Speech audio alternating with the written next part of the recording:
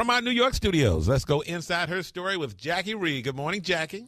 Good morning, Tom, Sybil, and Jay. Listen, you guys, for many women, divorce can not only leave you with a broken heart, but some serious credit problems due to your ex doing things like not paying his bills post-divorce.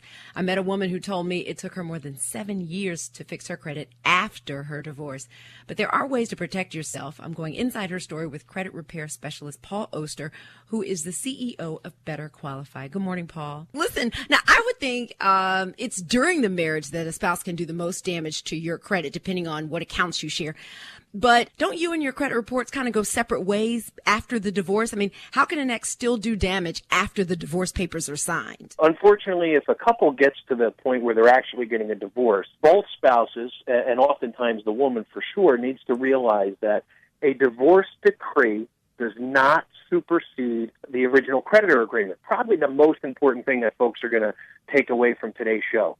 What that means is if a judge orders a spouse to pay all of the credit card bills and their joint accounts, and let's say there's $100,000 worth of debt in those credit card bills, and the woman says, okay, well, if he's going to pay that, and that offsets some of the other monies in the marital settlement agreement, she doesn't take as much from a savings account or a 401k because he's responsible for $100,000.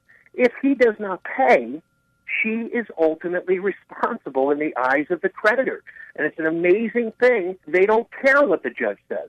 If you have joint accounts, it is imperative that they get closed immediately, they get separated, and they get paid. You cannot take his word for it. Obviously, if you're going through a divorce, there were problems already. We see the damage every single day, and I listen to women pouring their hearts out, but the judge said. And it's an amazing thing to me that more people do not realize that. Now, is it mostly women that you hear from in these types of situations? Because a lot of women still let their husbands handle the finances and really don't get involved in that. Do you still see that happening? Very large percentage of our clients have come through a divorce, and oftentimes it's the woman who suffers more.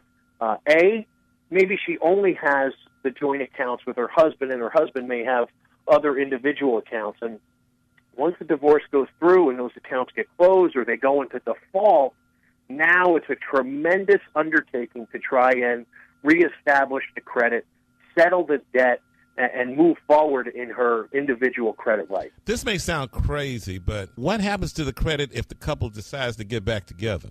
Then they would both be responsible at that point in time. It won't get any better. No.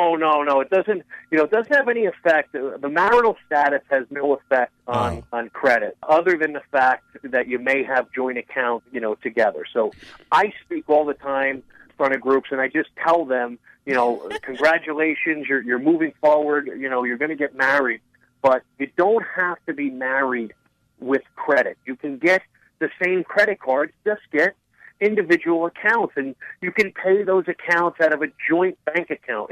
It's much easier to separate a bank account than it is credit card account. Paul, where can we get more of your tips on all types of credit issues? What's your website? It's betterqualified.com. Paul, thank you so much. All right, ladies. It's cheaper to keep them. Take You said it, not me, Tom. .com. Paul, do you think prenups are smart?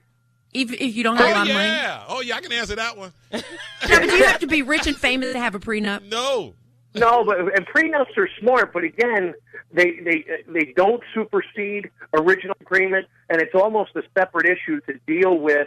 A prenup will not protect you against credit card default.